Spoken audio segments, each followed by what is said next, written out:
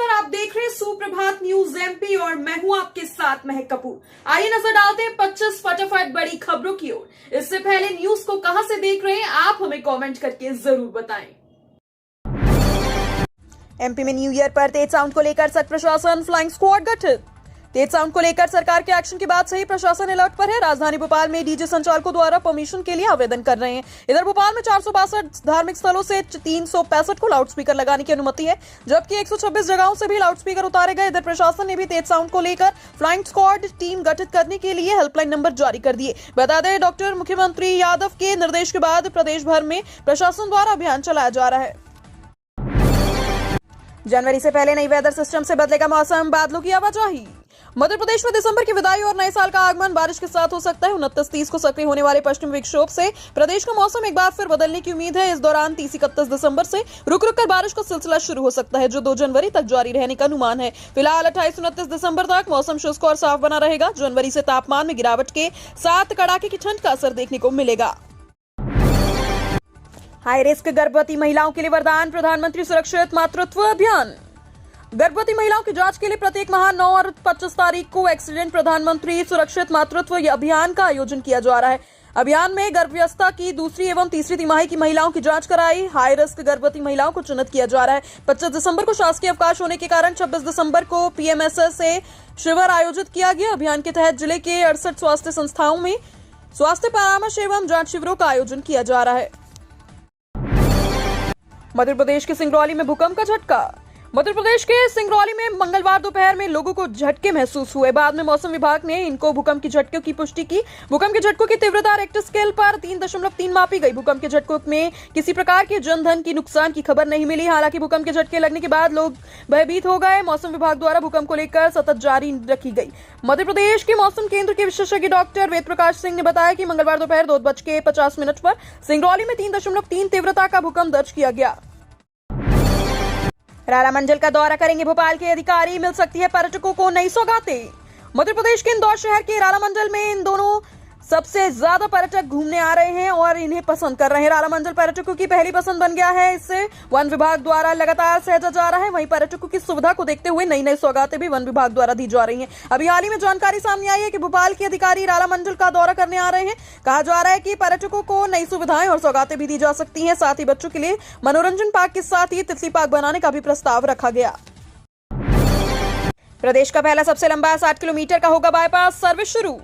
Jabalpur railway station को लगभग 350 करोड़ से विश्व स्तरीय का बनाया जा रहा है। इस दौरान यात्री और ट्रेन दोनों सुविधाओं में इजाफा होगा, लेकिन मुख्य रेलवे स्टेशन पर मालगाड़ी के आवागमन को रोका जाएगा। इसके लिए रेलवे मालगाड़ियों के लिए बाईपास रेलवे ट्रैक बनाने जा रहा है। ये railway track Gosalpur railway station से कटकर सीधे बेटौनी रेलवे स्टेशन को जुड़ेगा, जिसकी लंबाई लगभग 60 किलोमीटर होगी। पश्चिम मध्य रेलवे के निर्माण के इस बाईपास रेलवे ट्रैक को बनाने के लिए सर्वे का काम शुरू कर दिया गया। स्मार्ट सिटी में भाजपा महिला मोर्चा शुरू करेगा स्मार्ट विमेन अभियान। विधानसभा में भाजपा की बड़ी जीत की वजह मोर्चा और प्रकोष्ठों द्वारा अपने अपने लक्षित वर्ग को साधने के लिए एक प्रयास भी रहे। चुनाव में भाजपा को 230 में से 163 सीटें मिलने से उत्साहित तो मोर्चा प्रकोष्ठों ने नए अभियानों और कार्यक्रमों के साथ लोकसभा चुनाव की तैयारी शुरू कर दी। महिला मोर्चा प्रदेश की सभी स्मार्ट सिटी में प्रबुद्ध वर्ग की महिलाएं जैसे डॉक्टर, इंजीनियर, प्राध्यापक, वैज्ञानिक को पार्टी से जोड़ने के लिए स्मार्ट विमेन अभियान शुरू करने जा रहा है। बता दें कि प्रदेश में भोपाल, इंदौर, ग्वालियर, जबलपुर, सतना, सागर और उज्जैन स्मार्ट सिटी है। प्रधानमंत्री उज्ज्वला योजना 2.0 का लाभ पहुंचाने के लिए चलाया जा रहा है अभियान।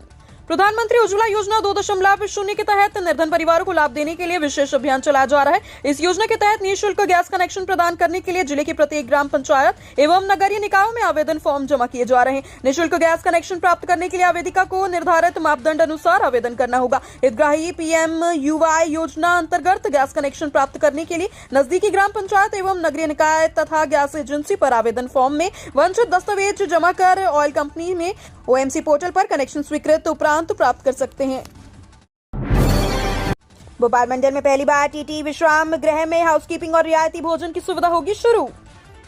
भोपाल मंडल में पहली बार टीटी विश्राम गृह में एकीकृत हाउसकीपिंग के साथ रियायती भोजन के साथ ही सुविधा मिलेगी। इस संबंध में भोपाल मंडल के वरिष्ठ मंडल वाणिज्य प्रबंधक सौरभ कटारिया ने बताया कि इटारसी स्टेशन के टीटी स्टेशन रेस्ट हाउस में अब समृद्ध हाउसकीपिंग सेवाओं और रियायती दर पर भोजन की निविदा को आवंटन कर दिया गया है। आगामी जनवरी माह से इटारसी टीटी रेस्ट हाउस में रुकने वाले टिकट चेकिंग स्टाफ को ये सुविधा मिलेगी। इन सुविधाओं में स्टाफ को साफ सफाई, लिनन की धुलाई, सुरक्षा गार्ड के साथ साथ कम दाम पर भोजन की सुविधा प्रदान की जाएगी।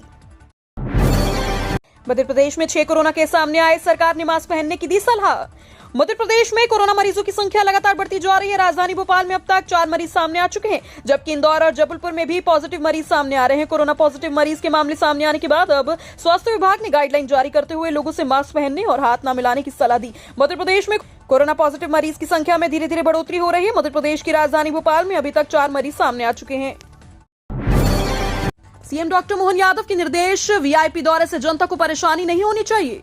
सीएम डॉक्टर मोहन यादव ने सभी संभागों के प्रभारी अधिकारियों की बैठक में निर्देश दिए कि वीआईपी दौरे के दौरान जनता को कष्ट न हो। इसका भी ध्यान रखा जाए कि सभी जिलों में कानून व्यवस्था की स्थिति मजबूत रहे, शहरों में यातायात प्रबंध सुगम बनाए। सीएम के अधिकारियों ने कहा कि कार्यों में पारदर्शिता रहे। प्रदेश में सरकार की योजनाओं का सुदृढ़ क्रियान्वयन होना चाहिए, इसकी लगातार मॉनिटरिंग भी की जानी चाहिए।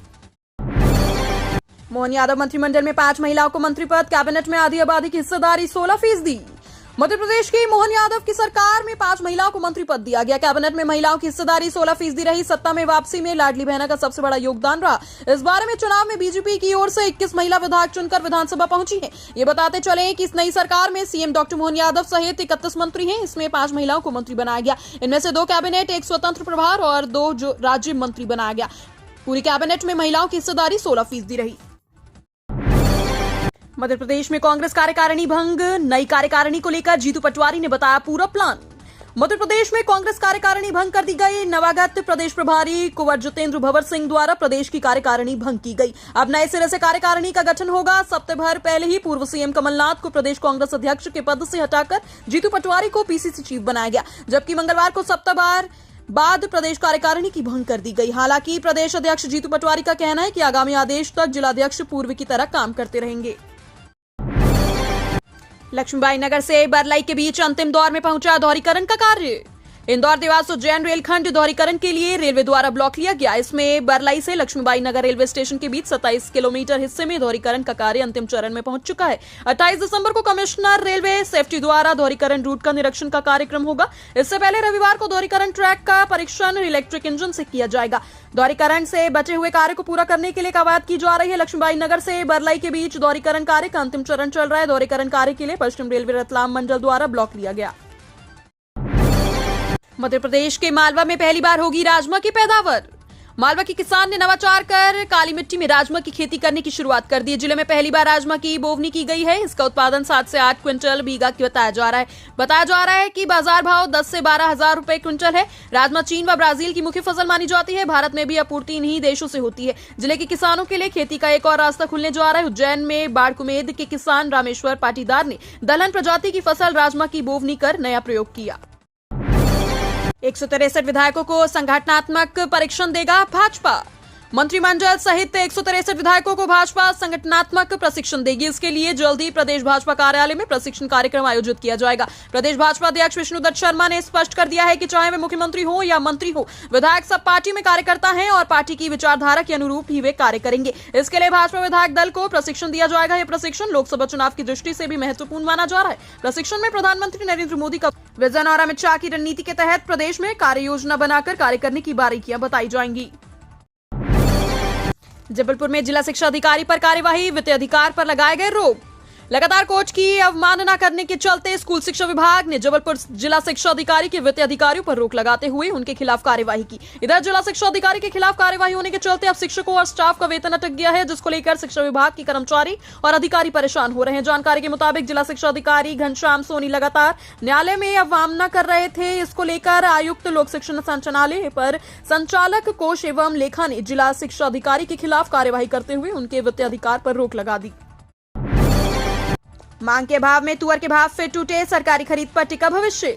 तुअर में सरकारी खरीदी होने की रिपोर्ट ने बीते सप्ताह के आखिर में तेजी बना दी। उस दौरान मिल वालों की भी मांग निकलती दिखी। इस कारोबारी सप्ताह के पहले ही ऊंचे दामों पर लेवाल पीछे हटने और आवागमन होने के कारण तुअर में पुणे 200-300 रुपए की गिरावट दर्ज की गई। कुछ राज्यों में नई तुअर की दस्तक धीरे धीरे बढ़ रही है।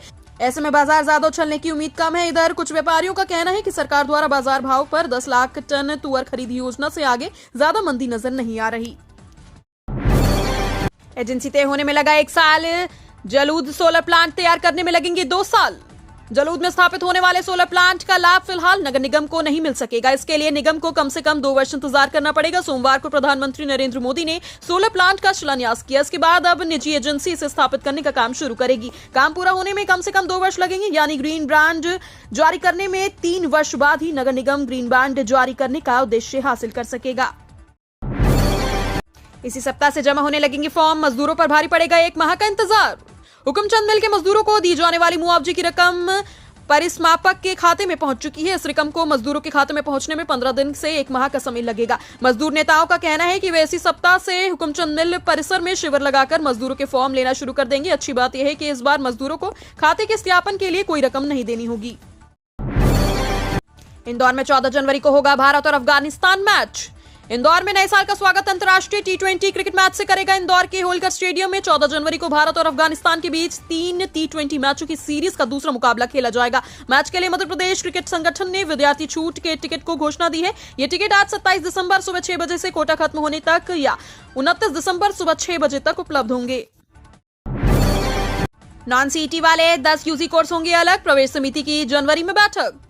स्नातकोत्तर के बाद अब देवी आलिया विश्वविद्यालय के कुछ विभागों ने स्नातक पाठ्यक्रम को भी नॉन सिटी के अलग करने पर जोर दिया, क्योंकि इन पाठ्यक्रमों में प्रवेश कम होने से कई बार सीटें खाली रहती हैं। विभाग की आय पर असर पड़ता है। ऐसे में शिक्षकों को वेतन देने के लिए भी विभागों के पास पर्याप्त फंड नहीं होता। इसलिए विभागों ने इन पाठ्यक्रमों को नॉन सीयूटी के जोड़ने में रुचि दिखाई, मगर यूजी कोर्स को लेकर विश्वविद्यालय की प्रवेश समिति ने अभी कोई निर्णय नहीं लिया। सीएम डॉक्टर मोहन यादव की कैबिनेट में 25 जिलों को प्रतिनिधित्व। मंत्रिमंडल विस्तार के बाद मोहन कैबिनेट में 25 जिलों का प्रतिनिधित्व हो गया है। भोपाल, इंदौर, दमोह, नरसिंहपुर और राजगढ़ जिलों में 2-2 मंत्री बनाए गए, जबकि विदिशा, सीहोर, खंडवा, बुरहानपुर, देवास, बैतूल और नीमच जिलों के सभी विधानसभा सीटें भाजपा ने जीती, पर किसी को मंत्रिमंडल में स्थान नहीं मिला। प्रदेश के 3 जिलों में भाजपा का कोई विधायक नहीं है। मुख्यमंत्री डॉक्टर मोहन यादव समेत मंत्रिमंडल के सदस्य संख्या अब 31 हो गई है। मध्य प्रदेश विधानसभा चुनाव में हार पर मंथन। कांग्रेस जिलाध्यक्ष ने कहा, बीजेपी नहीं अपनों की वजह से हारे। मध्य प्रदेश की राजधानी भोपाल स्थित प्रदेश कांग्रेस कार्यालय में पार्टी पदाधिकारियों की बैठक जारी है। बैठक में मुख्य रूप से प्रदेश कांग्रेस के प्रभारी भंवर जितेंद्र सिंह शामिल हुए। बैठक के दौरान छतरपुर कांग्रेस अध्यक्ष महाप्रसाद पटेल ने प्रदेश प्रभारी भंवर जितेंद्र से शिकायत करते हुए कहा कि हम बीजेपी से नहीं बल्कि अपनों की वजह से हारे हैं। पार्टी को अपने ही लोगों ने हरवाया है। उन्होंने कहा कि संगठन में नियुक्तियां हो जाती हैं, प्रभारी को पता नहीं होता। बता दें, भंवर जितेंद्र सिंह को कांग्रेस आलाकमान ने मध्य प्रदेश प्रभारी की कमान सौंपी है।